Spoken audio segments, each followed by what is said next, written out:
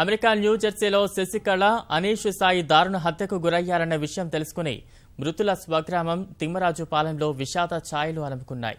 మరణ వార్త తెలిసి కుటుంబ సభ్యులు బోరున విలిపిస్తున్నారు. తానా ప్రతినిధులు ప్రభుత్వం స్పందించి మృతదేహాలను త్వరగా స్వగ్రామానికి తీసుకొచ్చేలా చర్యలు తీసుకోవాలని కోరుతున్నారు.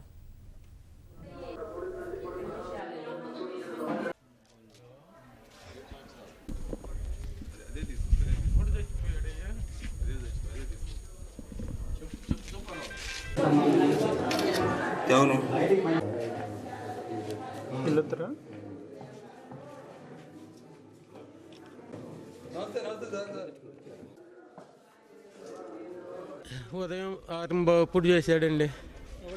నా కొడుకే చేశాడండి. ఆఫీస్ నుంచి వచ్చాను, వచ్చి తలుపు తీసేటప్పుడు గొంతులు కోసి చచ్చిపోయి ఉన్నారు అని చెప్పాడండి. ఇంట్లోనేనండి. ఆ తర్వాత పోలీసులు ఇది చేసుకున్నారు.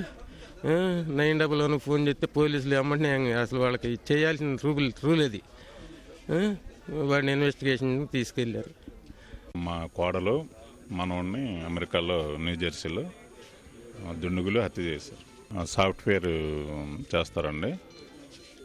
శశికళ ఇంటి దగ్గర నుంచే జాబ్ చేస్తుంది. హనుమంతరావు ఆఫీస్లో జాబ్ చేస్తారు. న్యూజెర్సీలో ఉంటారండి. ఇద్దరు సాఫ్ట్వేర్లు. బాబుని స్కూల్ నుంచి తీసుకొచ్చిందండి. తీసుకొచ్చిన తర్వాత ఇంట్లో ఉన్న వాళ్ళిద్దరిని దుండుగులు హత్య చేయడం జరిగింది.